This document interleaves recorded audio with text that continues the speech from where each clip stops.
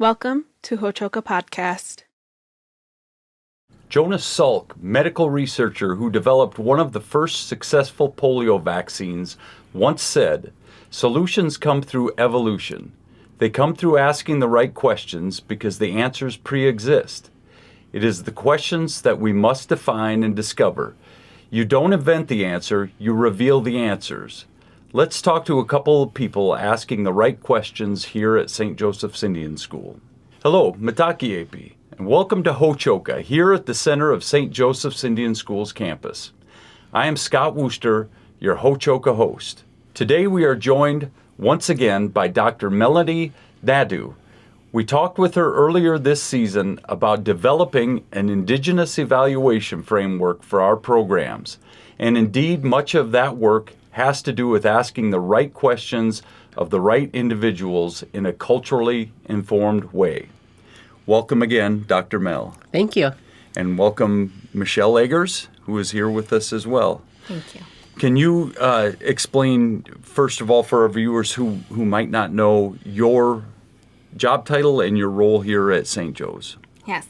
So I am the data and program analyst here at St. Joe's, and I describe that the easiest way is I do all of the behind-the-scenes work that helps support the teams. So I look at our data, the different information we're collecting on our programs, and then take a look at our programs and see what are we doing and what can we improve on. Okay. And Dr. Mel is on campus. She's met with a few different departments, and your department is one. Mm-hmm. And we're trying to understand. Will you explain what are you doing here, Dr. Mel? Really just was invited in to inform the evaluation process and start having those conversations on reframing using an Indigenous lens to the work. And so have been touring the community here and seeing all the wonderful work that's being done, and had the opportunity to visit with Michelle and talk at length at how she views research and data, and look at some of her logic models and her models in general. And just visited on how we might look at that a little differently and reframe it because there's a lot of work that's occurring here, and it's easy to get lost in the details. So in an earlier podcast, we talked a little bit more about how you try to take something that might be a linear approach and maybe give it more of a cultural, maybe Indigenous spin, maybe just a more holistic spin. Would that be fair to say? Yes. Okay. And say your job title again. Data and program analyst. Okay. And so giving that an Indigenous spin or a holistic spin might be a little trickier because it's by nature such a linear thing, correct? Absolutely. Okay. Absolutely. So your job is a tricky one. Yes. But this is what you've trained for your whole life and you're enthusiastic about it. When you came in, you guys met, what were your impressions of what she does, the job that's being done in that department? What kind of feedback can you give us? She's doing a great job. Mm-hmm. She thinks a lot. She's very thoughtful about her process, and really fleshing everything out. And I think part of that process is normal with anything. For myself, for one, if I'm going to learn about something or understand something, I'll take like a deep dive and kind of blow it out. Mm-hmm. And then I have to say, wait, pull myself back out. Mm-hmm. So I think that even with Indigenous evaluation frameworks, when you're applying them, you still want to take that deep dive to have understanding of like, what are we talking about here? What's going on?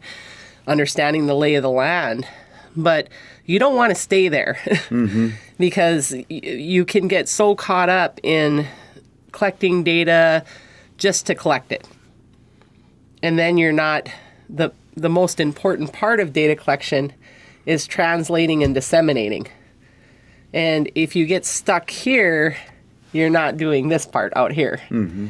So you have to be selective on what you want to focus on. So you have to say, what do we got? Take that deep dive, but then you want to pull yourself back out and say, okay, what is the mission here? What is the mission of the school? What are we really trying to do? Who are the people that we're serving? Who is this information for? What are we going to use it for? That's not a process that you're just going to go through and determine through one time, like one and done. It's ongoing. And so when it comes to doing evaluation, it's a living document. And you should always be checking, making sure that, hey, is this still true? Do we need to restructure? Do we need to reframe? Do we need to capture a different part of the story? Stakeholders change. The children that are here change. Staff, they like it here, so they don't change very much, but Right. Yeah. which is a good thing. Yeah. And for program evaluation, that's a strong point, actually, to have such a solid staff presence. I think it really is telling of the commitment of the individuals that are working and that are invested in serving, this population. Absolutely. So, yeah. Yeah, I think with her coming and even describing to be stuck and then getting herself unstuck, felt like great timing because that's where we were at. We were getting so deep and writing everything down, which is helpful and good work to do. Now we're at that point of let's take it back out. Let's think of our mission, educating for life, mind, body, heart, spirit, and look at all of our programs in that lens and starting to look at how are we telling the story with all the different people that look at our school or helping us between our donors and the students and our families, our staff, and all the different ways we can narrate that story to help explain what we're doing and the great things that we're doing here. Yeah. Yep. And you've been in your role for how many years now? Getting close to 3. It's close to 3. And you mentioned in an off-air conversation that you take in data from all parts of campus. And not just a little bit of data, but you're taking in also everything that's researched, studied on campus, funnels into where you are. And so you get this information and you're charged with, okay, how do I present this to people in a way that makes sense to them and that they can do something that is going to benefit folks. Yes. Now, that's a daunting task, right? But you mentioned the word stakeholder. What did you mean by stakeholder? That's a great question. Yeah. So that's an activity that I do in my process is the partners that I work with to say, who are your stakeholders? Well, what's a stakeholder? Anyone that's invested in any part of what you do. So it could be anybody. It could be anybody. And their involvement with the institution, it could go from being a few days to being really involved. And so you all would be considered stakeholders. The students are considered stakeholders, the parents, the donors, anybody that might have an interest. So future donors. And so when taking that view and you go through this activity and you really flesh out who the stakeholders are, then you need to decide, okay, what would they want to know about? And then having that conversation with those stakeholders, to say, what do you want to know, from this initiative that would be useful for you, and being responsive to that need. And then when you do it that way, you're being very intentional about the data that you're collecting. And the data that you collect, you want to make sure that you got it right.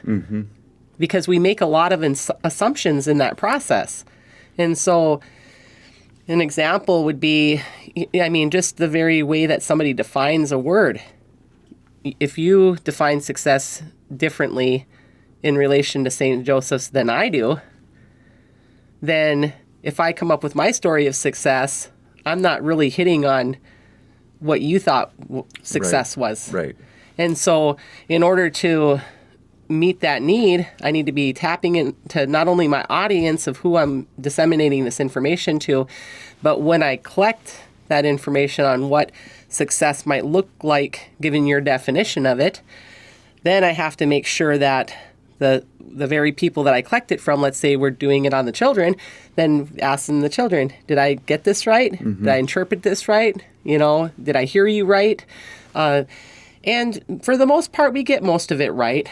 But sometimes there's key pieces that we missed, or there's key pieces that we may have misinterpreted. And it's like, oh, I thought you meant this. Okay, well, then you adjust it, and then you want to disseminate out to this, stakeholder over here. So it's a process. Yeah. And in terms of what we do here at St. Joseph's Indian School, the kids are the primary stakeholders, the primary beneficiaries of what we do. So, yes. And I think you even mentioned it off camera. You said that the students need to have a bigger voice in what did you mean by that? Or how do we do that? How do we bring the kids in?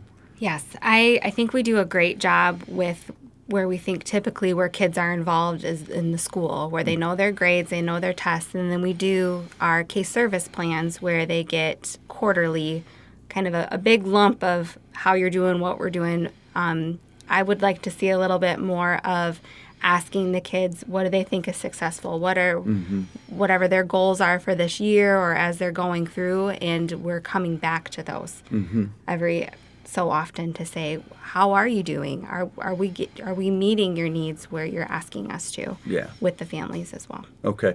Yeah, and you led right to my next question, which was you also talked a little bit about the families, and you mentioned it earlier, the PAC, which is our parent advisory committee. We have the family committee that responds and meets with us quarterly or monthly. I'm not sure exactly what it is, but they come in and they give us feedback, and we walk them through some of our programs so they know what we're trying to do here. But you also do data collection with them. So when I met with the PAC, I went over our circle of care, and we looked at all of our different programs. And what I did with them is I wanted to see, as we were getting into all of this work of really going into the deeper level of writing down everything we do, I wanted to try to get back out and do that bird's level view of what are our programs accomplishing? What do you see as the families? What do you want from these programs? And we went through each one, focusing on the end or how they think their kids are doing as they're here. And what was really awesome, where I got goosebumps from, is I had been working with all of our program directors, and the parents were saying the exact same things. All of the goals and the wishes that the directors wanted out of their programs, I had the parents at the PAC telling me that's what they're seeing in their kids. They were giving beautiful stories of their kids coming home and using things that they were doing at St. Joe's, and that was how they were describing to me that they loved what our programs were doing. Yeah. And it was just so cool to be able to be in that conversation and just hear them talking and being able to relay that back to the teams. Yeah, and after all the analysis, finding out that we all want the same things for our kids, which is the best thing, and we want the best things for them, which is success, and however they define that, right? Yep. Okay, so circle of care is the model that we have here at St. Joe's, and we'll try to put an example of that up on the screen so our audience can see it. But could you explain that for our audience in a nutshell, what that might mean? Our circle of care describes our wraparound services at St. Joe's. It was a quick and easy way to be able to put on one piece of paper all of the things that we do. And the student and the family are in the center, and all of our programs wrap around them to meet them where they're at. So residential, our cultural, spirituality, our education team, counseling team, health center team, all working together for the student and the family. So I guess my question for you would be, how can St. Joe's continue to build our capacity around Indigenous evaluation? Well, I think just even having this podcast and sharing me visiting and the tips and conversation about how things are viewed helps to build that capacity. It takes time to build your capacity to do this methodology, and read the literature, read the frameworks that are out there. There's a few of them out there. I use the American Indian Higher Education Consortium's Indigenous Evaluation Framework, as you know, and I take a deep dive into into Indigenous evaluation frameworks from multiple scholars. And so there's a lot of literature out there on it. And then you were saying that you were listening to the podcast that I did with Gladys Rowe, and she has interviewed Indigenous evaluation scholars across the United States, Canada, and that podcast is just phenomenal. Listening to the scholars in the field and how they view things, how the work is done. She's working on season 2 now. So many of the scholars from season 1 got invited to be part of a textbook. So that'll be coming out, and my chapter will be featured in there as well. And I think just, and I'm having conversations with St. Joseph's right now to see how we could potentially partner to not only help me support my students in getting in the field and building their capacity to put these methods into practice from the classroom, from our doctoral program into the field, and having someone come in that's trained to do the work and then actually applying it in real life, in real life. St. Joseph's has wonderful examples of the programming that's happening here with the equine therapy, the vision of creating a medicine garden. And so really, really exciting things. And I can see outside coming in how these initiatives, and that's just a couple initiatives, there's a lot of initiatives going on here, but how these initiatives they touch on all of the realms, that are in the mission statement. And so really starting to reframe and we talked about this, but zooming back out, reframing the evaluation to focus on the mission and to say, how are we addressing mental health across our programming? And so really, if you were to take all the pieces of, impacts that are impacting mental health, pull it out and say, and you had that narrative, what would that look like? Or, the emotional, heart health, mental, physical. So you just go across, and everybody's touching on these different realms, but it's really easy just to get focused in on your own realm. But I don't think that that's totally happening. There's a lot of intention of trying to work together, but I just feel like there's more opportunity to make that more driven towards the mission, and then also very intentional for the stakeholders. So once I think that zoom back out, bring those narratives together in an impactful way, it's going to help inform and drive the work. And then, like you said, involving the students in the very day-to-day, what's your grades? But when you bring them to the program level of improvement and how are we doing, it's going to totally change the narrative. So I'm pretty excited that you are, looking to include the student's voice in that, and I think you guys will be really pleased with that process. So I just want to say thank you to you for really being intentional in your thought about the data collection, what we want to do with that. I mean, that comes across. I obviously you don't hear too much about these kinds of things.